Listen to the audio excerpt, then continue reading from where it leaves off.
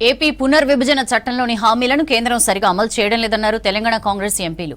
కేంద్రంలోని NDA సర్కార్లో CM Chandrababu ఉన్నందుకే ఏపీకి అధిక ప్రయారిటీ ఇస్తున్నారని చెప్పారు.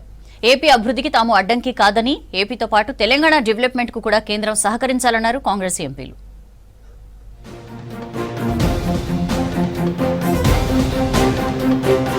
లోక్సభలో ఏపీ రాజధానిగా అమరావతికి చట్టబద్ధతపై చర్చలో పాల్గొన్నారు తెలంగాణ ఎంపీలు. తెలుగు రాష్ట్రాల అభివృద్ధిలో పోటీ పడాలన్నారు కేంద్ర మంత్రి కిషన్ రెడ్డి. అమరావతికి చట్టబద్ధత బిల్లుకు సంపూర్ణ మద్దతు ప్రకటించారు. విభజన జరిగి 10 ఏళ్లవుతున్నా ఏపీకి రాజధాని లేకపోవడం బాధాకరమని చెప్పారు. ఏపీ రాజధానిగా అమరావతి ఎంతో అభివృద్ధి చెందాలని ఆకాంక్షించారు.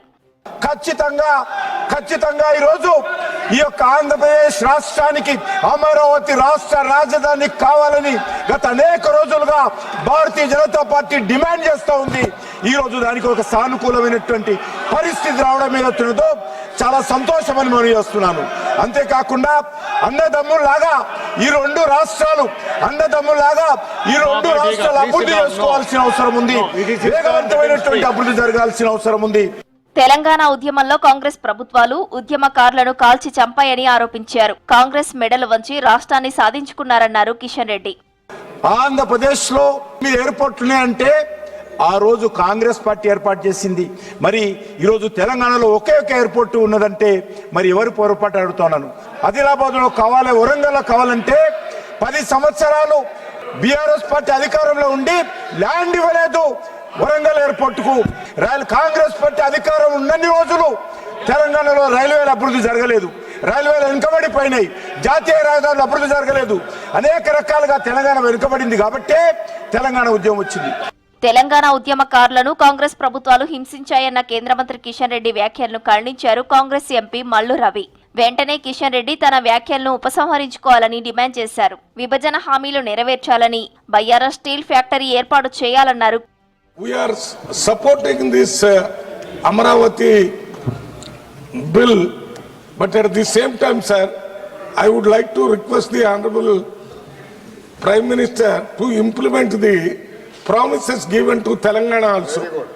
When it comes to IIM, when it comes to steel factory, when it comes to irrigation project to be taken as one of the national project, and many other things are pending for Telangana, sir.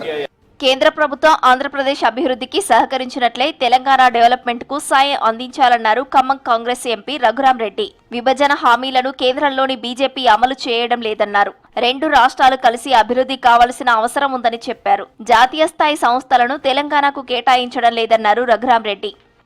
Institutional and educational support, NIT, IIM, IISER and a central university in Telangana, sir. Development of existing institutions to national standards, sir. Support for an industrial corridor. Development of Hyderabad as an IT hub, sir. Assistance for backward regional development, particularly in districts like Adilabad, Mahabubnagar and Khammam, sir. AP పునర్విభజన సవరణ చట్టంలోని హామీల అమలులో తెలంగాణకు అన్యాయం జరుగుతోందన్నారు Peddapalli MP Vamshi Krishna. NDA alliance లో టీడీపీ సర్కారు ఉండటంతోనే ఏపీకి కేంద్రం అన్ని విధాలా సపోర్టు చేస్తోందన్నారు. పెద్దపల్లికి ఎయిర్పోర్టు కావాలని అడిగితే కేంద్రం ఇప్పటికీ క్లారిటీ ఇవ్వలేదని విమర్శించారు. ఏపీకి వేల కోట్ల రూపాయలు కేటాయిస్తున్న రైల్వే శాఖ తెలంగాణకు చిన్న ప్రాజెక్టుతోనే సరిపెడుతోందని ఆరోపించారు ఎంపీ వంశీకృష్ణ.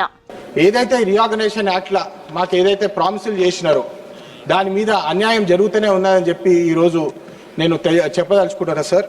కేవలము చంద్రబాబు నాయుడు గారిని ఆంధ్రాని ఏదైతే డబుల్ ఇంజిన్ సర్కార్ ఏదైతే అంటున్నారో వాళ్ళకు మద్దతు తెలపాలని చెప్పి ఈ ప్రాజెక్టులు చేస్తున్నారు. కానీ గత 10 సంవత్సరాల నుంచి ఈ విషయాలు వాళ్ళకు గుర్తు రాలేదు. వాళ్ళ కోసం ఏమీ చేయలేదని చెప్పి స్పష్టంగా తెలుస్తుంది సార్.